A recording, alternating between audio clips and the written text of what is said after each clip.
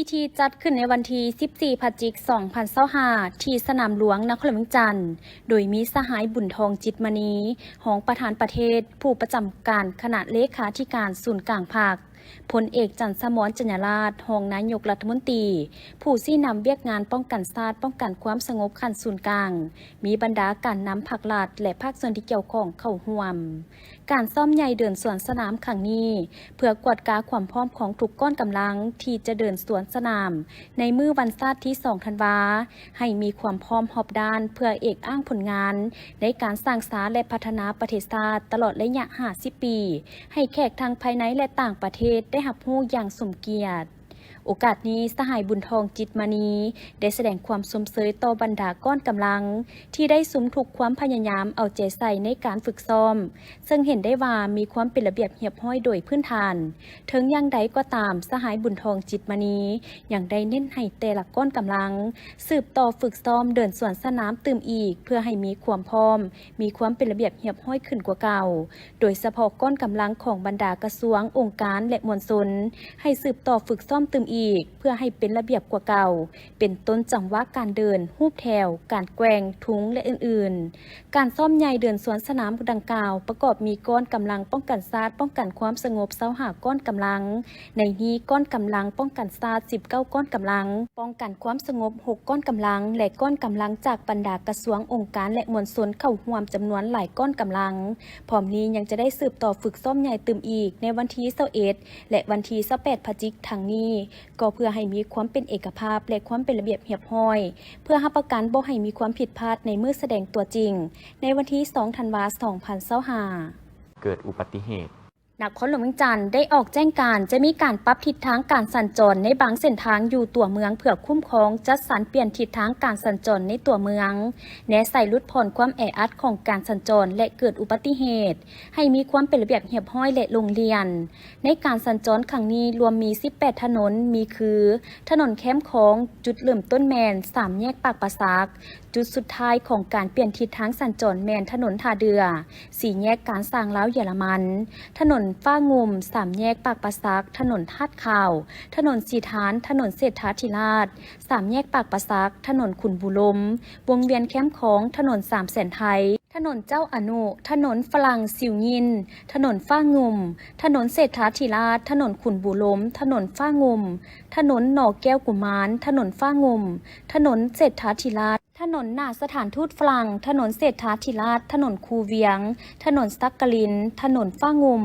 ถนนคูเวียงถนนหลังวัดอินแปงออกไปหาถนนฟ้างุมถนนหลังวัดองค์ตื้อออกไปหาถนนฟ้างุมถนนหานอยถนนแห่งบุญถนนไผ่นามถนนตุลานถนนแห่งบุญถนนไผ่นามถนนไหฟังถนนแห่งบุญถนนไผ่นามถนนไซงอนถนนแห่งบุญถนนไผ่นามถนนสีหอมถนนเศรษฐาธิราชถนน3แสนไทยถนนยอนเนตถนนป่างคำถนนหนอแก้วกุมารซึ่งปัจจุบันผู้ใช้รถใช้ถนนยังคงสัญจรไปมาแบบเก่าเนื่องจากบ่ทันมีการประกาศจัดตั้งปฏิบัติเพิ่มเติมเกี่ยวกับการนำใช้การสัญจรเปลี่ยนทิศทางใหม่วันเปิดขบวนการผลิตและดูแลประจำปี 2024-2025 โดยแมนแผนกเกษตรกรรมและสิ่งแวดล้อมแขวงห้องการเกษตรกรรมและสิ่งแวดล้อมเมืองโคงเซโดนสมทบกับอำนาจการปกครองบ้านกลุ่มสาวเกษตรกรจัดขึ้นที่เขตชลประทานบ้านดอนเมืองจุดสุ่มคำทองโดยการเข้าร่วมของปริญญาเอกดาววงศ์ผ่อนแก้วเลขาคณะบริหารงานภาคแขวงสารวันพลจตวาสีเสิร์ชสอนดาราหัวหน้ากองบัญชาการป้องกันความสงบแขวงท่านสีวันพักกรวงบุญทันหัวหน้าแผนกเกษตรกรรมและสิ่งแวดล้อมแขวงท่านวิไลศรีล้าดวงใจเลขาคณะบริหารงานภาคเมืองโคงเซโดนบรรดาแขนงการที่เกี่ยวข้องเข้าร่วมท่านสีวันพักกรวงบุญทันหัวหน้าแผนกเกษตรกรรมและสิ่งแวดล้อมแขวงได้ยกให้เห็นถึงความหมายความสำคัญขบวนการผลิตและรุนแรงเป็นการส่งเสริมการสร้างขบวนการคำนับหับตอนวันสำคัญของเวียกงานแขนงเกษตรกรรมและป่าไม้ ไม่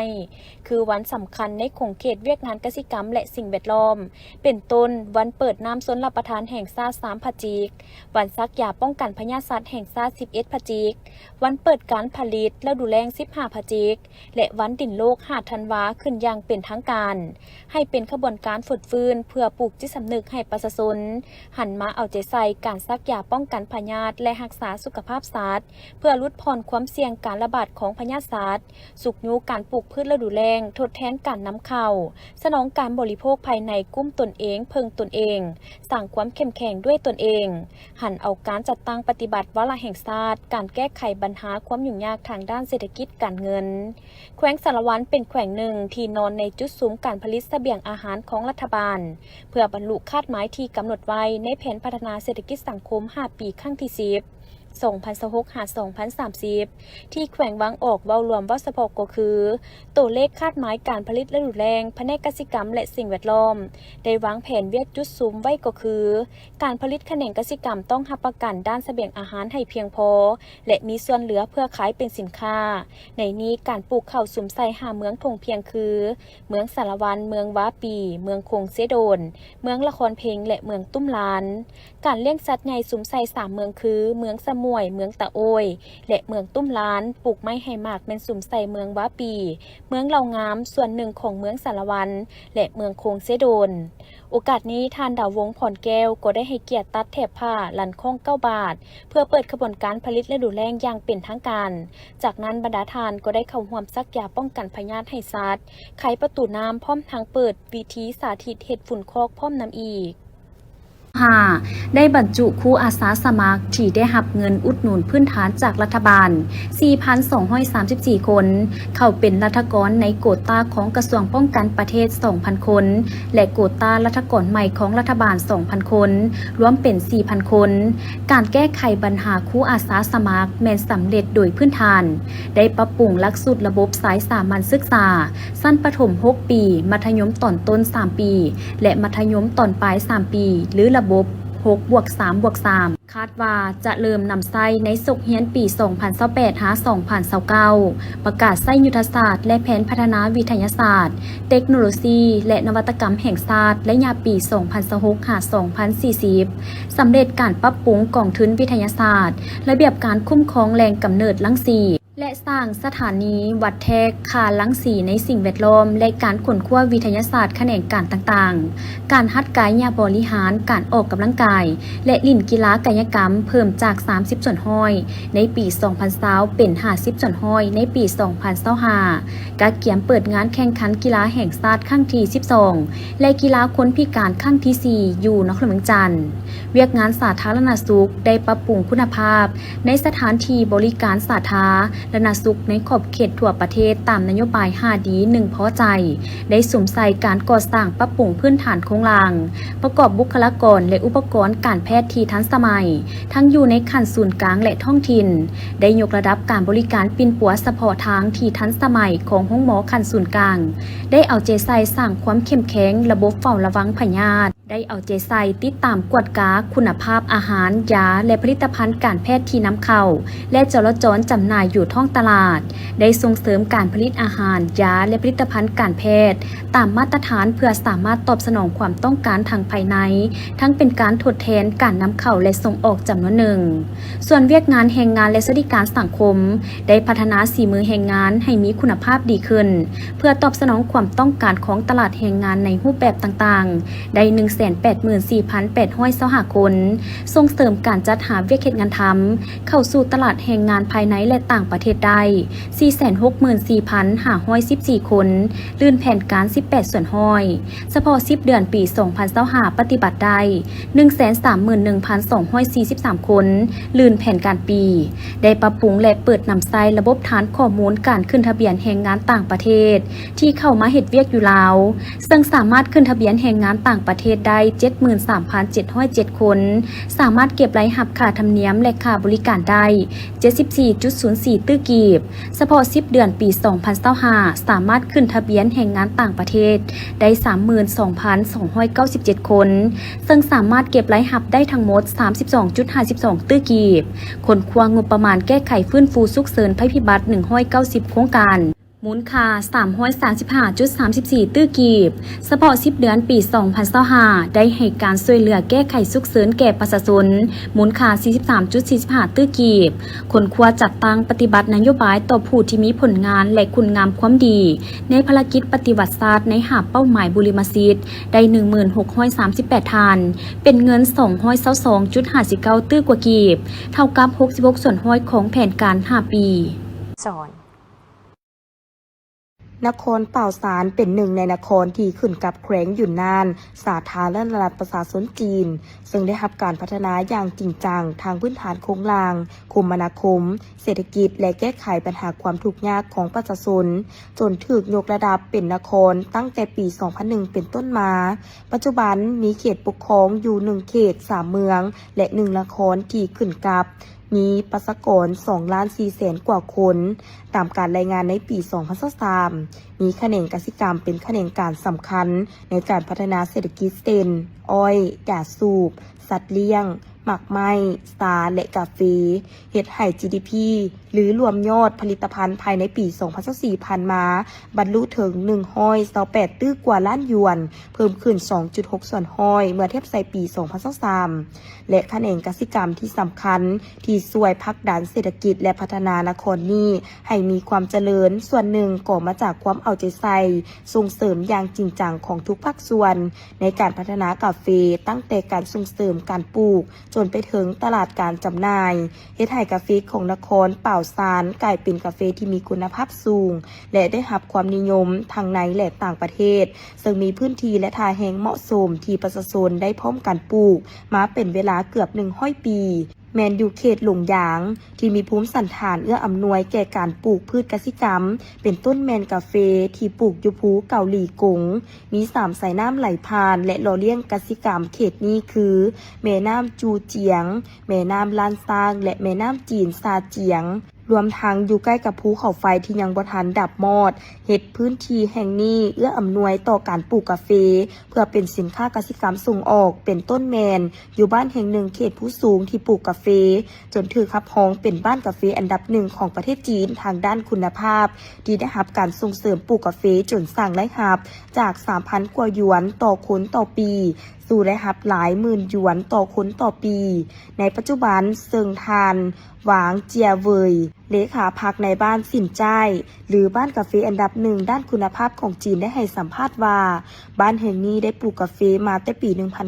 1949 ฮอดปัจจุบันมีเนื้อที่ปลูกกาแฟทั้งหมด 900 กว่าเฮกตาร์มีผลผลิต 4,000 กว่าต้นต่อปีและกาแฟอยู่บ้านแห่งนี้เคยได้รับรางวัลกาแฟคุณภาพอันดับ1ของโลกที่มีการแข่งขันในปี 1992 หา 1993 และจากการเอาใจใส่พัฒนาตกมาในปี 2012 กระทรวงเกษตรกรรมของจีนจึงได้รับรองและมอบป้ายให้บ้านนี้เป็นบ้านปลูกกาแฟอันดับ1ของจีนด้านคุณภาพหรือบ้านสินใจซึ่งกาแฟที่ปลูกอยู่บ้านแห่งนี้เป็นกาแฟที่นำมาจากประเทศญี่ปุ่นมีสายพันธุ์กาแฟอาราบิก้าและสายพันธุ์อื่นๆปัจจุบันบ้านแห่งนี้มีประชาชน500 ครอบครัวที่มีส่วนร่วมในการปลูกกาแฟจนกลายเป็นแหล่งท่องเที่ยวทางด้านกสิกรรมและธรรมชาติที่มีทางกิจกรรมเกี่ยวกับการปลูกกาแฟซิมกาแฟมีสถานที่พักแรมทั้งเป็นโรงแรมและโฮมสเตย์ซึ่งนับแต่เดือนมังกรหาเดือนพฤศจิกายน 2025 นี้มีนักท่องเที่ยวเดินทางมาเที่ยวสูงถึง 510,000 กว่าคนส่วนใหญ่นักท่องเที่ยวแม้นจะมาเที่ยวในระยะเก็บเกี่ยวกาแฟคือเดือนพฤศจิกายน เดือนเมษาและเว้าถึงการพัฒนาท่านเลขาพักบ้านยังมีแผนจะสืบต่อสร้างสวนกาแฟอีกจาก6แห่งในปัจจุบันให้เป็น10แห่งจะเพิ่มการปลูกกาแฟให้ได้หลายหมื่นโม่และหลายพันกว่าเฮกตาร์จะสู่โซนไฮไลท์ฮับจากการปลูกกาแฟอยู่บ้านนี้ให้ได้100 ล้านหยวนต่อปีและที่สำคัญท่านยังให้ทัศนะเกี่ยวกับการพัฒนาบ้านของเพิ่นใน6หัวข้อคือการสร้างคณะพักบ้านให้เข้มแข็งคือปัจจัยสำคัญการพัฒนาบ้านการพัฒนาอุตสาหกรรมเป็นหน้าที่บริมสิทธิ์มีการวางแผนถูกตามหลักวิทยาศาสตร์เป็นการชุบยู่การพัฒนาอบรมเสาดุมของบ้านให้เป็นกำลังแห่งพัฒนาบ้านอย่างยืนยงและการ บรรลุความหังมีร่วมกันคือเป้าหมายสูงสุดของพวกเขา ปัจจุบันกาแฟอยู่บ้านนี้ได้ส่งออกไปขายอยู่สหรัฐอเมริกา ญี่ปุ่นและประเทศอื่นๆ โดยในปีผ่านมามีกาแฟคุณภาพขายในราคา 13,000 กว่าหยวนต่อกิโลสร้างรายรับให้ประชาชนเฉลี่ยในปี 2024 ผ่านมารวม 4360 หยวนต่อคนต่อปีจากบ้านปลูกกาแฟอันดับหนึ่งแล้วยับไปอีกเบื้องภูเกาหลีกงยังมีอีกสวนกาแฟแห่งหนึ่งของนักธุรกิจเขตหลงยางที่เป็นสวนปลูกกาแฟอยู่เทิงภูสูงที่สุดในโลกสูงกว่าระดับหน้าน้ำทะเล 1,800 เมตรหา 2,000 กว่าเมตรสถานที่แห่งนี้เคยเป็นบ้านและที่อยู่อาศัยของประชาชนในเมื่อก่อนที่ได้ย้ายออกไปตั้งถิ่นฐานอยู่บ่อนอื่นเนื่องจากเป็นเขตภูสูงยุ่งยากต่อการสัญจรไปมาและสถานที่นี้ได้ถูกพบเห็นโดยทานว่างต้ายงประธานบริษัทซานติงอีห่าวปาวซ่านจำกัดบริษัทเปิดหนึ่งกาแฟถึงภูที่เข้ามาถ่ายทำสารคดีสงครามโลกครั้งที่2แล้วพบเห็นจึงเข้ามาสัมปทานและพัฒนาเป็นสวนกาแฟแหล่งท่องเที่ยวแบบธรรมชาติสัมผัสกับการปลูกและผลิตกาแฟตั้งแต่ปี 2017 เป็นต้นมาปัจจุบันมีหน้าที่ปลูกกาแฟ23 เฮกตาร์เป็นส่วนที่ส่งเสริมการปลูกการค้นคว้าแนวพันธุ์การปรุงแต่งกาแฟกลายเป็นสินค้าส่งออกเซิงทานว่างต้ายงได้ให้สัมภาษณ์ว่าส่วนกาแฟแห่งนี้เปิดรับนักท่องเที่ยวที่มักธรรมชาติอยากเรียนรู้และชิมกาแฟได้มาเที่ยวสัมผัสถึงขั้นตอนการผลิตกาแฟของบริษัทและประชาชนใน7ขั้นตอนคือการเลือกการบ่มเพาะแนวพันธุ์การปลูกการเก็บตากแดดการคัดเลือกเม็ดกาแฟการเก็บรักษาการอบแห้งกาแฟและชิมที่นักท่องเที่ยวจะได้สัมผัสโดยสวนแห่งนี้จะเน้นปลูกกาแฟเทพิคาหนึ่งในสายพันธุ์อาราบิก้าที่เป็นกาแฟคุณภาพดีเหมาะสมกับสภาพเทิงภูและสภาพอากาศที่ดีเฮ็ดให้กาแฟที่ปลูกอยู่สถานที่นี้มีความเข้มข้นดีและอยากให้นักท่องเที่ยวทั่วโลกได้มาสัมผัสอากาศพร้อมทางชิมกาแฟเนื่องจากอยู่เขตหลงยางเป็นเขตที่ปลูกกาแฟหลายกว่าหมู่ดังนั้นจึงเกิดมีธุรกิจวิสาหกิจการปรุงแต่งและจำหน่ายเกี่ยวกับกาแฟหลายแห่งที่ดึงดูดนักท่องเที่ยวเข้ามาเที่ยวชมคือดังบีตอนที่เป็นบริษัทหนึ่งที่ส่งเสริมประชาชนปลูกและสร้างสวนสาธิตการท่องเที่ยวทั้งยังมีโรงงานคัดสรรและผลิตกาแฟส่งออกจำหน่ายกลายเป็นสถานที่ท่องเที่ยวครบวงจรเกี่ยวกับกาแฟเส้นการปลูกศูนย์เรียนรู้สัมผัสการผลิตกาแฟบริการร้านอาหารสถานที่พักแรมศูนย์ม้างแสดงสินค้าและรวมไปถึงส่วนวัฒนธรรมกาแฟแห่งเดียวในแขวงหยุ่นนานที่บริษัทได้สร้างขึ้นและเปิดให้บริการปีนี้เป็นปีทำอิฐที่รวบรวมเอาวัฒนธรรมการดื่มกาแฟหรือทุกขั้นตอนการเฮ็ดกาแฟแต่ละประเทศในโลกตั้งแต่อดีตจนถึงปัจจุบันและมีบทวางแสดงเครื่องอุปกรณ์ที่ใช้ผลิตกาแฟจอกดื่มกาแฟและอื่นๆที่เกี่ยวกับกาแฟในแต่ละยุคสมัยพร้อมทั้งยังมีการจัดสรรสถานที่ของสวนให้มีบอนอย่างสมธรรมชาติกิจกรรมกลางแจ้งและสถานที่พักผ่อนที่สามารถดึงดูดนักท่องเที่ยวได้เป็นจำนวนหลายที่เดินทางมาอย่างบ่ขาดสายโดยเฉพาะนักท่องเที่ยวที่มักดื่มกาแฟเพราะสาวจีนส่วนใหญ่จะมักดื่มกาแฟแบบสดๆคือดังห้านกาแฟที่สร้างชื่อเสียงในเขตหลงย่างอยู่บ้านซิ่งล่านครป่าวซานสำหรับวิธีเฮ็ดกาแฟแบบพิเศษโดยการใช้ไฟเผาเพื่อส่งกาแฟหรือตองกาแฟให้ประชาชนและนักท่องเที่ยวที่เดินทางไปมาได้แวะชิมเป็นจำนวนหลายถือว่าเป็นวิธีตองกาแฟที่พิเศษและแปลกใหม่สำหรับหลายคนและทั้งใช้การโฆษณาผ่านทางสื่อออนไลน์ขยายฐานลูกค้า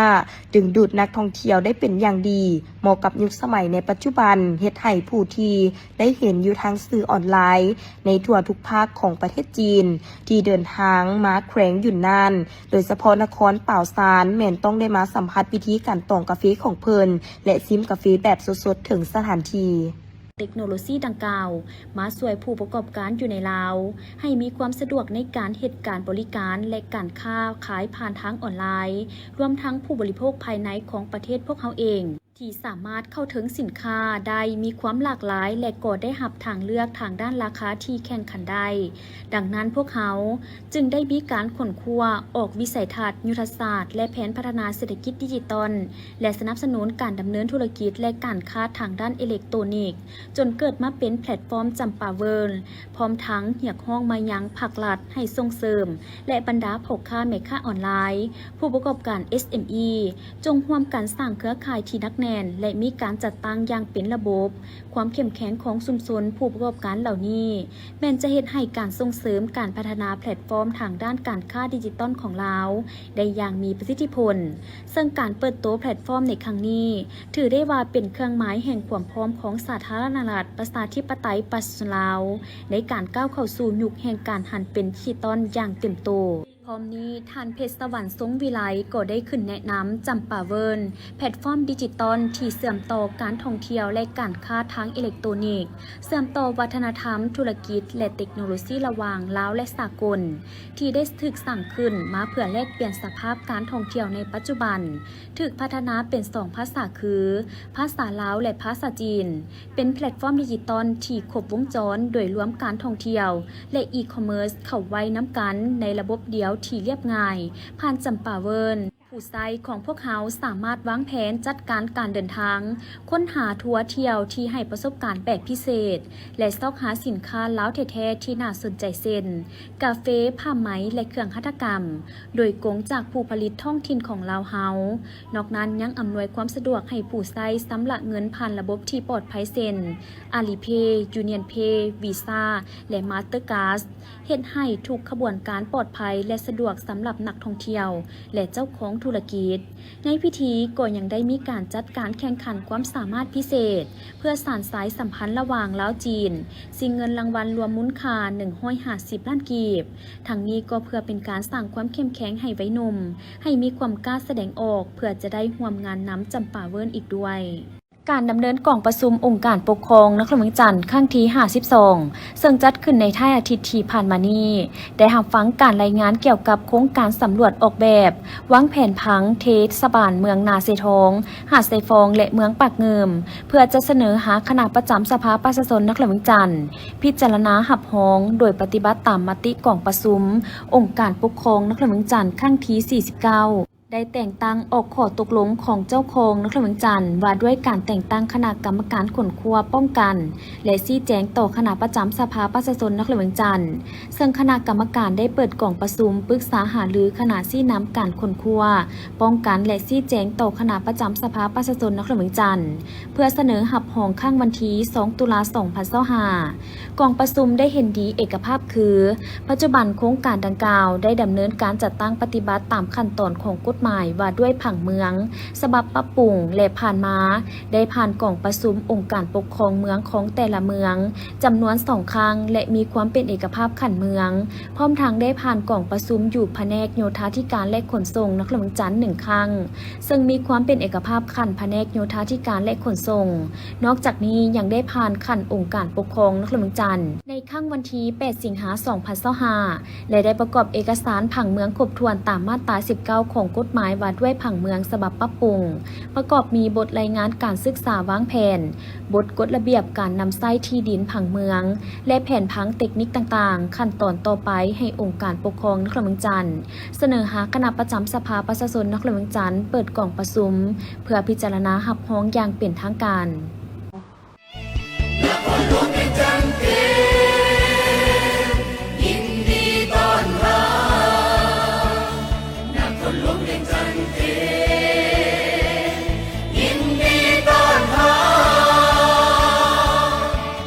งานมหกรรมกีฬาแห่งชาติครั้งที่12ที่นครหลวงจันทร์เป็นเจ้าภาพได้เปิดขึ้นอย่างเป็นทางการในวันที่15พฤศจิกายน2025นี้ที่สนามกีฬาแห่งชาติโดยการให้เกียรติเข้าร่วมของพระทานทองลุ้นศรีสุริตประธานประเทศแห่งสาธารณรัฐประชาธิปไตยประชาชนลาวพร้อมด้วยภรรยามีบรรณาธิการนำผักหลาดการนำนครหลวงจันทร์อดีตการนำผักหลาดขั้นศูนย์กลางและท้องถิ่นมีบรรดาแขกทางภายในและต่างประเทศคณะนำนักกีฬาครูฝึก กรรมการตัดสินนักกีฬา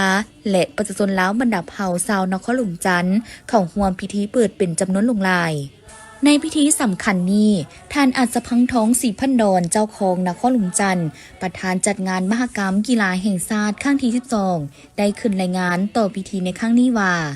งานมหกรรมกีฬาแห่งชาติแม่นงานแข่งขันกีฬากายกรรมเพื่อสุขภาพมิตรภาพและเพื่อการพัฒนากีฬาโดยการร่วมมือของทัวร์ป่วงชนในวงคณะญาณแห่งชาติซึ่งภาครัฐบาลได้อนุญาตให้แต่ละแขวงผลัดเปลี่ยนกันเป็นเจ้าภาพจัดขึ้นเป็นรอบเวียน3ปีใดจัดขึ้น1ครั้งและครั้งล่าสุดก่อนนี้แม่นครั้งที่11ซึ่งแม่นแขวงเสียงขวางได้รับเกียรติเป็นเจ้าภาพในท้ายปี2022ครั้งนี้เป็นครั้งที่12ซึ่งนครหลวงจันทน์ได้รับเกียรติเป็นเจ้าภาพตามการหมุนเวียนมอบหมายงานมหกรรมกีฬาแห่งชาติครั้งที่12นี้แม่นจัดขึ้นภายใต้คำขวัญสามัคคีมีวินัยโปร่งใสได้การพัฒนาอำนาจการปกครองและประชาชนบรรดาเผ่าทั่วนครหลวงจันทน์ได้มีความปิติสมชื่นยินดีและมีความกระตือรือร้นเพื่อพร้อมกันเป็นเจ้าภาพงานมหกรรมกีฬาแห่งชาติในครั้งนี้งานมหกรรมกีฬาแห่งชาติครั้งที่12นี้ได้ประกอบมี33ประเภทกีฬาแข่งขันมีคณะนำนักกีฬาครูฝึกกรรมการตัดสินนักวิชาการและเจ้าหน้าที่อื่นๆรวม 9,485 ท่านในนี้เฉพาะนักกีฬาที่ลงทะเบียนเข้าแข่งขันทั้งหมด 4,065 ท่านซึ่งมาจาก3กระทรวง17แขวงและนครหลวงเวียงจันทน์เจ้าภาพรวมเป็น21ภาคส่วนเพื่อแข่งขันซิ่งเอาเหรียญประเภทต่างๆทั้งหมด 1,563 เหรียญในนั้นมีเหรียญคำ432เหรียญเหรียญเงิน432เหรียญและเหรียญทอง699เหรียญตั้งหน้าคณะพิศอบจัดงานมหกรรมกีฬาแห่งชาติครั้งที่12ข้าพเจ้าขอเสนอรายงานความพร้อมการเป็นเจ้าภาพภายใต้คำขวัญสามัคคีมีวินัยโปร่งใสได้รับการพัฒนาภายหลังที่ได้รับการมอบหมายจากภาคและรัฐบาลให้นครหลวงจันทน์รับเกียรติเป็นเจ้าภาพจัดงานมหกรรมกีฬาแห่งชาติครั้งที่12คณะภาคองค์การปกครองและประชาชนบรรดาเผ่าตัวนครหลวงจันทน์ได้มีความปิติสมชื่นยินดีและมีความกระตือรือร้นเพื่อเกียมพร้อมเป็นเจ้าภาพของงานมหกรรมกีฬาแห่งชาติในครั้งนี้ด้วยความรับผิดชอบสูงและได้จัดตั้งเผยแผ่ศึกษาภูมิให้พนักงานทหารตำรวจชาวค้าขายพ่อแม่พี่น้องชาวนครหลวงจันทน์ได้รับทราบอย่างกว้างขวางทั่วถึงเกี่ยวกับความหมายความสำคัญของงานมหกรรมกีฬาแห่งชาติความเสื่อมั่นของขันถึงก็คือของประชาชนลาวบรรดาเผ่าในทั่วประเทศที่ได้มอบหมายให้นครหลวงจันทน์เป็นเจ้าภาพจัดงานมหกรรมนี้ครับได้เริ่มต้นด้วยการแสดงโดดจองของทีมโดดจองจากกองห้อย306กองพันใหญ่703กองบัญชาการทหารอากาศจากนั้นก็ตามด้วยการแสดงศิลปะฟ้อนห้องเพลงจากศิลปินที่มีชื่อเสียงของสปป.ลาวต่อด้วยขบวนสวนสนามของก้อนกำลังต่างๆเป็นต้นขบวนป้ายคำขวัญเครื่องหมายสัญลักษณ์งานมหกรรมกีฬาแห่งชาติครั้งที่12ก้อนทุงชาติทุงกีฬาก้อนกำลังของกรรมการตัดสินก้อนกำลังคณะนำครูฝึกและนักกีฬาจากภาคส่วนต่างๆก้อนกำลังเยาวชนธันวาและก้อนกำลังต้านการใช้สารต้องห้ามในนักกีฬาพร้อมนี้ยังได้แล่นทวนไฟและจุดทวนไฟงานมหกรรมกีฬาแห่งชาติครั้งที่12อย่างสวยงามซึ่งส่องแสงถึงการนำพาไปสู่ผลสำเร็จของการจัดงานมหกรรมกีฬาแห่งชาติครั้งที่12ที่นครหลวงจันทน์เป็นเจ้าภาพให้ประสบผลสำเร็จตามคาดหมายและในตอนท้ายพิธียังได้รับชมกันยิงบั้งไฟดอกที่หลากหลายสีสันงดงามตะการตาเพื่อสร้างสีสันให้แก่พิธีเปิดงานมหกรรมกีฬาแห่งชาติครั้งที่12มีบรรยากาศอันคึกคืนมวลซื่น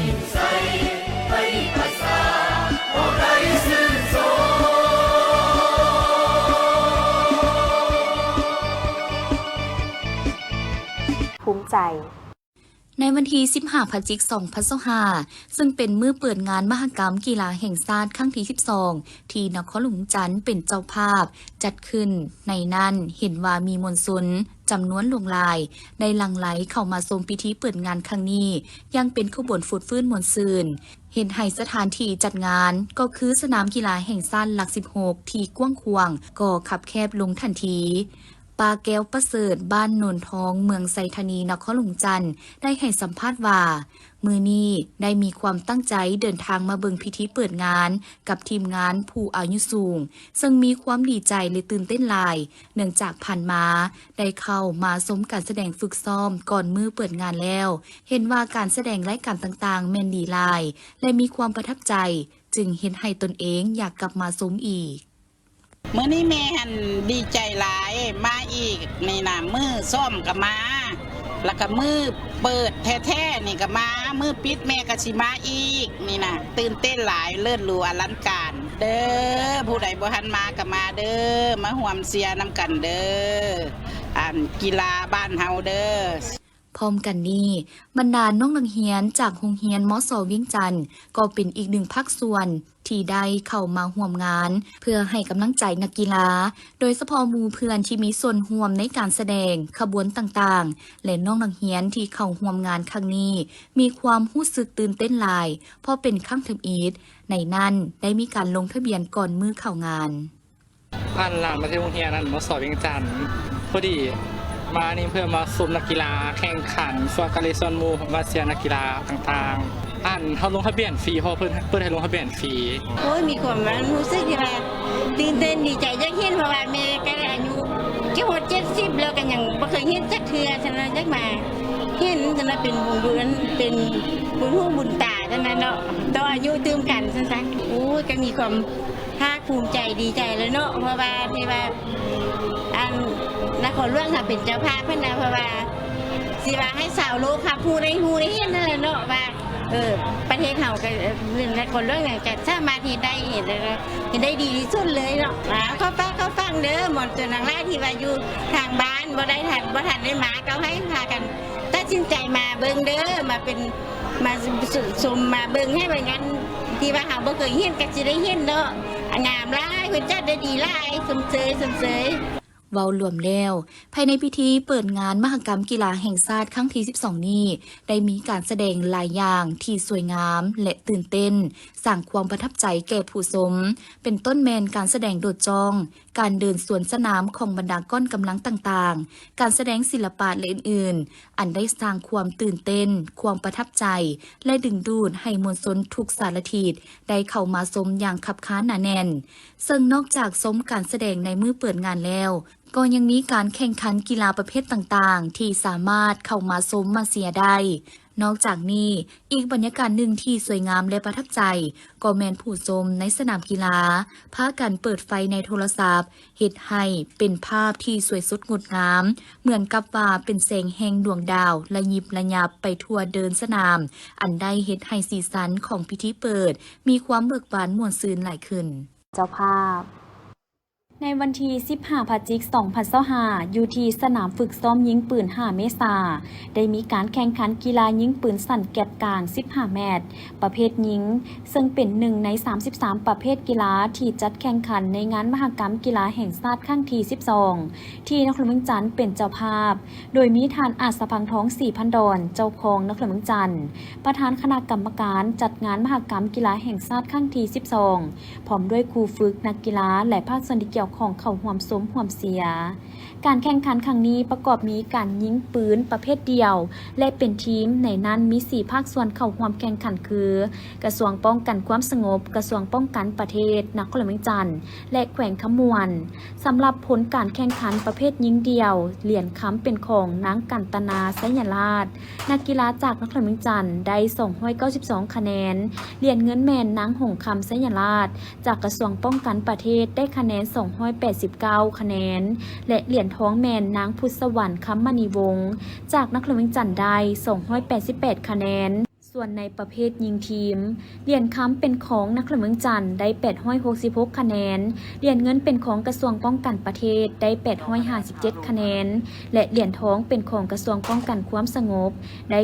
845คะแนน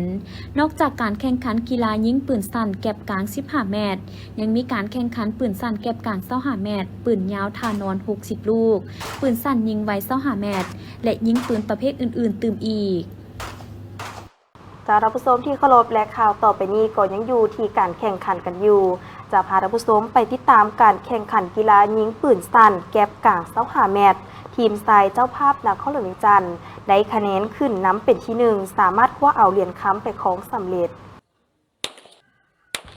การแข่งขันกีฬายิงปืนสั้นแก๊ปกลางระยะ25 เมตรโดยชิงไซส์2เหรียญคำประเภททีมทรายและบุคคลในงานมหกรรมกีฬาแห่งชาติครั้งที่ 12 ที่นครหลวงเวียงจันทร์เป็นเจ้าภาพจัดขึ้นโดยในรอบชิงวันที่ 17 พฤศจิกายน 2025 ที่สนามยิงปืน5 เมษายนเมืองไซเสียดฐานนครหลวงเวียงจันทร์ซึ่งนักกีฬานครหลวงเวียงจันทร์เจ้าภาพประเภททีมทรายสามารถยัดได้คะแนนอันดับ1คว้าเหรียญค้ำไปครองและทีมบุคคลยัดได้คะแนนอันดับ4ได้รับเหรียญทองแดง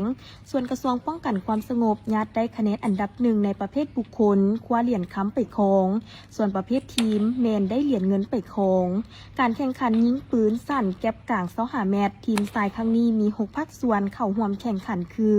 นครหลวงเวียงจันทร์กระทรวงป้องกันความสงบกระทรวงป้องกันประเทศแขวงสวรรณเขตแขวงเสียงขวงและแขวงหลวงพระบางซึ่งผลการแข่งขันทีมซ้ายจากนครหลวงเวียงจันทร์เท้าสมภาวันสุขอารุณได้คะแนน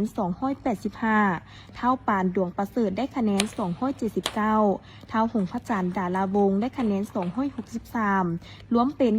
827คะแนนงัดเอาที่1ได้เหรียญคำไปครองสำหรับคะแนนอันดับ2ได้เหรียญเงินแมนกระทรวงป้องกันความสงบได้804คะแนนอันดับ3กระทรวงป้องกันประเทศได้796คะแนนอันดับ4แขวงสวรรณเขตได้745คะแนนได้เหรียญทองการแข่งขันยิงปืนระยะ25 เมตรบุคคลซ้ายมีนักกีฬาเข้าร่วมแข่งขัน21ฐานจาก6ภาคส่วนผลการแข่งขันเท่าโกนปัญญาวงศ์นักกีฬาจากกระทรวงป้องกันความสงบได้อันดับที่1รับเหรียญคำมี285เท้าสมภาวันสุขอารุณจากนครหลวงเวียงจันทร์ได้ที่2รับเหรียญเงินมีคะแนน285เท้าสมจันทร์ไซสมมีจากกระทรวงป้องกันประเทศได้ที่3มีคะแนน282เท้าป่านดวงประเสริฐนักกีฬาของนครหลวงเวียงจันทร์ได้อันดับ4มีคะแนน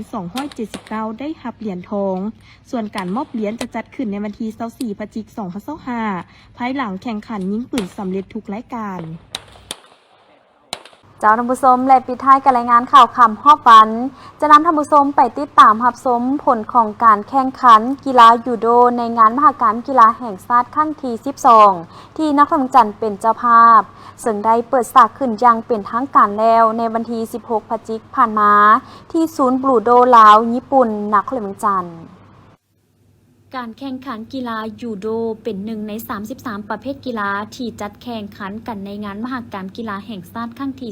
12 ที่นครหลวงจันทร์เป็นเจ้าภาพจัดขึ้นเพื่อความสามัคคีมิตรภาพที่ดีระหว่างแขวงกับบรรดากระทรวงและเป็นการหัดแน่นความมีน้ำใจของนักกีฬาเพื่อพร้อมกันพัฒนากีฬายูโดให้ก้าวหน้าไปสู่ระดับภาคพื้นและสากลกีฬายูโดแข่งขัน2ประเภทคือประเภทฟ้อนกะตะและประเภทต่อสู้ประเภทต่อสู้สายแข่งขัน12หุ่นน้ำหนักและประเภทต่อสู้หญิงแข่งขัน10หุ่นน้ำหนักสำหรับประเภทฟ้อนกะตะประกอบมีนางโงเน่กะตะซ้ายและจูโนกะตะหญิงแปลว่าเฮาหันเป็นผู้กำกีฬายูโดของนครหลวงเฮามีความตั้งใจอยากให้นักกีฬานครหลวงนี่เด่นว่าซั่นซะแต่คาดหมายเฮาเอาแต่เหรียญคำ3เหรียญแต่ว่ามื้อนี้เฮาเข้าชิง4เหรียญคำเด็กน้อยพวกเฮาน่ะถือว่าเมื่อวานนี้ผ่านมาก็ได้แต่เหรียญทองแดง2เหรียญทองแดงโอ้สำหรับพวกเฮาเตรียมโตอยู่แล้วเรื่องอยากสร้างบรรยากาศนั่นน่ะเพราะพวกเขาเป็นเจ้าการเด้สำหรับนักกีฬาเฮาเอาใจสู้ได้ดีทั้งที่เอิ้นว่าประสบการณ์น้อยกว่าเขาอีกนะแต่ว่าเฮาเอาใช้เทคนิคหลายตัวความรู้สึกของเขานี่มาฮอดเดี๋ยวนี้เขาดีใจแล้วเพราะว่าคาดหมายของเขาเพียงแต่2-3เหรียญคำแต่ว่าเขาได้เข้าแข่ง4เหรียญแล้วยังมือเล็กสวยอีกเขาสิเพิ่มประมาณ2เหรียญเข้าชิงอีกแบบนั้นถ้าเชื่อเขาก็อยากให้ทุกคนนี่นะพาลูกพาหลานมาส่งเสริมเรื่องกีฬานี่เพื่ออนาคตบ่เห็นแก้เกมแก้อย่างนั้นนะอยากให้เขาเล่นกีฬาหลายกว่าอย่างอื่นอันนี้เป็นความตั้งใจของแต่เฮาพวกเฮาเลี้ยงเด็กน้อยมาเดี๋ยวนั้นเนาะอยากว่าซั่นเลย นอกนั้นยังมีแข่งขันประเภทต่อสู้ประเภททีมยิงซ้าย โดยมีนักกีฬาเข้าร่วมแข่งขันทั้งหมด110 คนหญิง 46 คนที่มาจาก6แขวงและ 1 กระทรวง มีการชิงไซ25เหรียญคำและจะทำการแข่งขันกันระหว่างวันที่ 16-18 พฤศจิกายน 2025 นี้